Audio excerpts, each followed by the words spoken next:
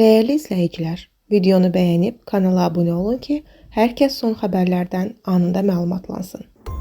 Bakıda iki küçəyə xalq artisti Məmməd Bağır Bağırzadənin adı verilib. Xəbər verilir ki, bu barədə xalq artistinin oğlu müğənni Rahim Bağırzadə məlumat verib.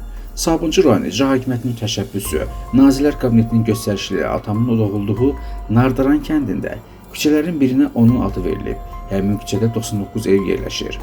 Digər küçə isə Maştaxadadır. Qəsəbə sakinlərinin şəxsi imzalarla toplanmış müraciət bələdiyyə tərəfindən Sabunçu rayon İcra Hakimiyyətinə təqdim olunub və nəticədə bir küçəyə Məmməd Bağır Bağırzadənin adı verilib, o bildirib. Qeyd edək ki, bugün Məmməd Bağır Bağırzadənin vəfatından 20 il ötür. O 55 yaşında dünyasını dəyişib.